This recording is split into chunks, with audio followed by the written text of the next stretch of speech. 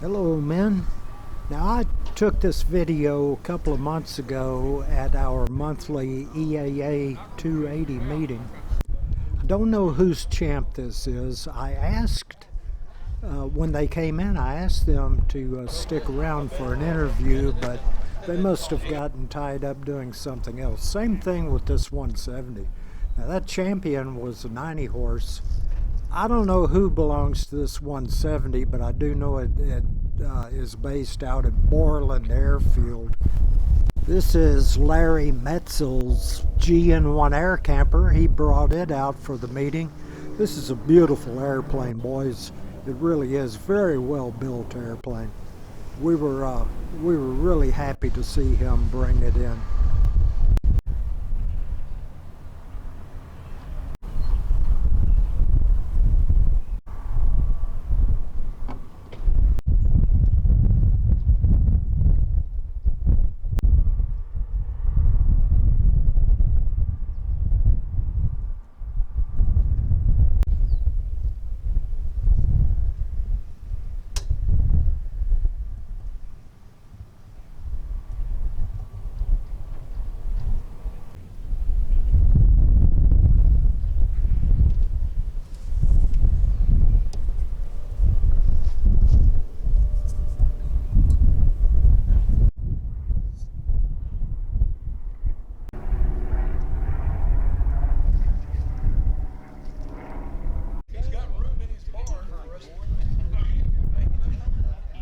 Right, this is EAA Timeless Voices. Take one. My name's Larry Metzel, M-E-T-Z-E-L, and this is my GN-1 Aircamper, aka Pete and Pole. And the name you were asking earlier, Mabuhay, it's just the way the wife, she's originally from the Philippines, that's the way they greet each other. So I had to do something to make her happy about me buying this thing. And the way I acquired it was about 9 years ago or so. I think it was 2010.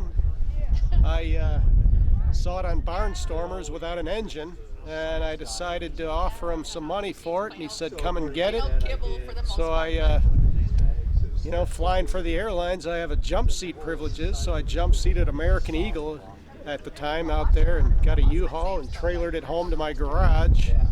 And just tinkered with it for about 6 months in the garage. Finally, I came across an engine from Don's Dream Machines, and he was pulling it out of a Cub, and he said he was going to rebuild it a little bit and put it on a test stand, and offered it to me, and I said, yeah, I'll take it. A couple weeks later, it was ready. I came and got it, brought it home, and hung it on the airplane, and I basically replaced all the AN hardware and put some new cables on it and such, and so I've been flying it for about 8 years as we film this now. I use it as a breakfast machine, basically. I go to Texas barbecues and whatnot, or fly to breakfast somewhere.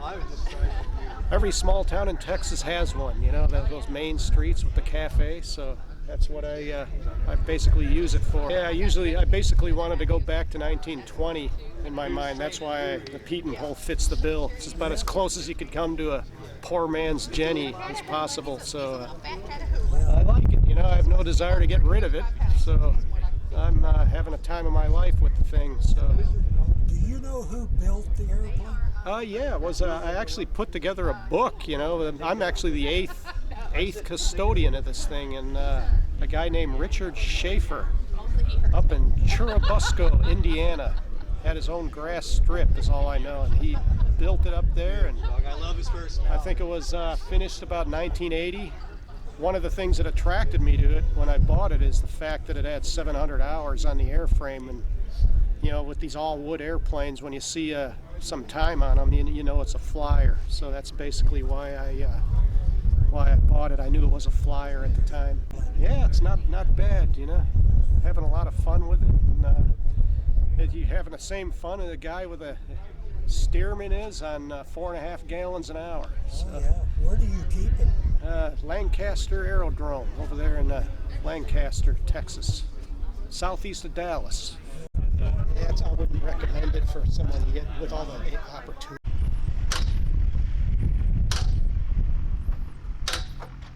can't do it from behind, you know. It's just you've got dual impulse mags on that thing. yeah, I guess so.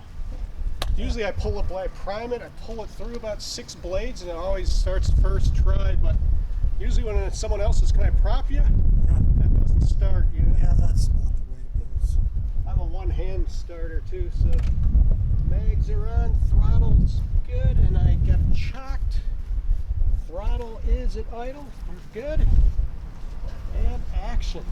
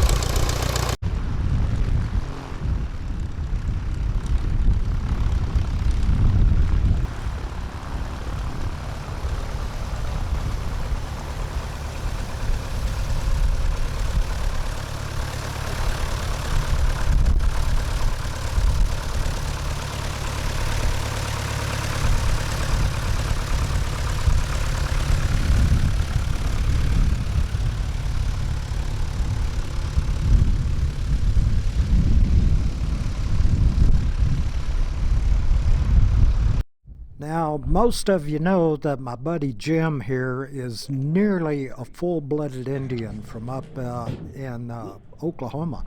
I forget the tribe, but I think he's like 98% nearly full blood. Anyway, he was going to take the pits out this particular day and do some test taxiing and probably go fly it. And we've been having rains recently, and he found a mushroom growing wild out there in the grass, and he plucked it up, and he said, "You see that mushroom?" I said, "Yeah." He said, "Those things are good." He said, "The people I am descended from eat these all the time." And I said, "Jim, be careful with that thing because, you know, it could be poisonous." Well, he washed it off and ate it. So anyway, the following footage is not pretty to watch. I think he got a hold of a magic mushroom, and later on I asked him, I said, "Jim, what were you doing out there doing all those circles? What was that business you were doing going around and around?"